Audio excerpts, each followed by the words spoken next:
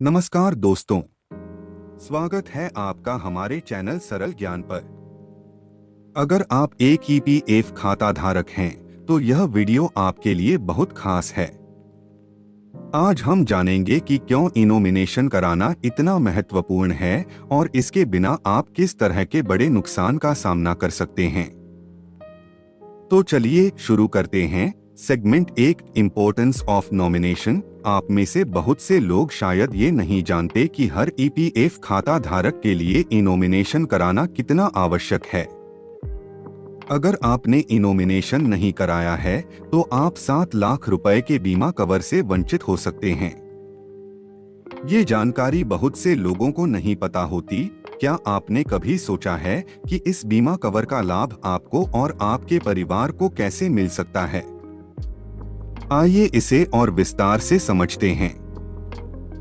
Segment 2, what is EDLI? EPFO का ये बीमा cover employees deposit linked insurance scheme EDLI 1976 के तहत मिलता है।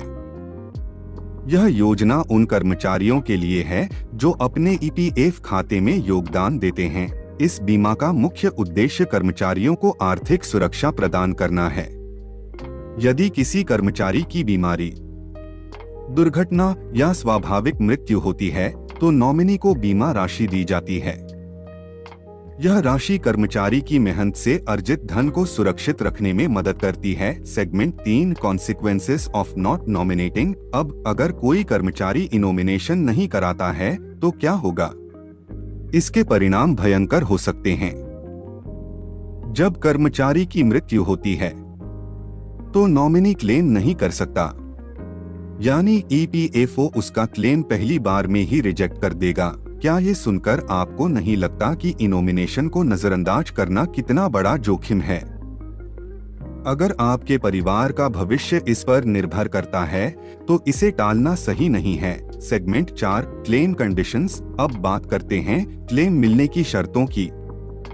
ईपीएफओ की ईडीएलआई स्कीम के तहत 2.50 लाख से लेकर 7 लाख रुपए तक का बीमा क्लेम दिया जाता है, लेकिन इसके लिए कुछ शर्तें भी हैं।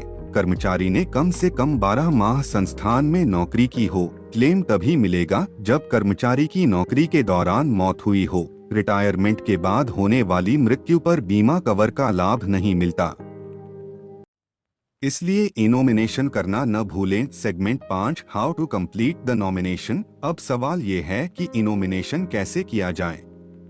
यह प्रक्रिया बहुत आसान है।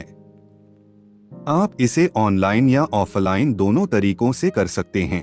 1, ऑनलाइन प्रक्रिया। ईपीएफओ की वेबसाइट पर जाएं, अपने यूएएन से लॉगिन करें, मैनेज टैब पर जाएं और नॉमिनेशन विकल्प चुनें, आवश्यक जानकारी भरें और सबमिट करें। 2, ऑफलाइन प्रक्रिया। अपने नियोक्ता से ईपीएफ नॉमिनेशन फॉर्म मांगे, इसे भरकर नियोक्ता को जमा करें। Segment 6, real life implications.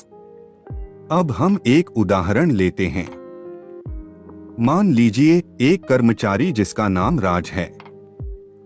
राज ने कभी भी इनोमिनेशन नहीं कराया। दुर्भाग्यवश राज की एक दुर्घटना में मृत्यु हो जाती है।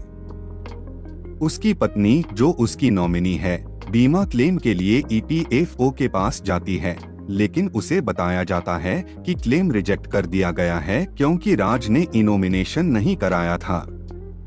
इस कहानी से हमें ये सीख मिलती है कि हमें इनोमिनेशन को कभी भी नजरअंदाज नहीं करना चाहिए।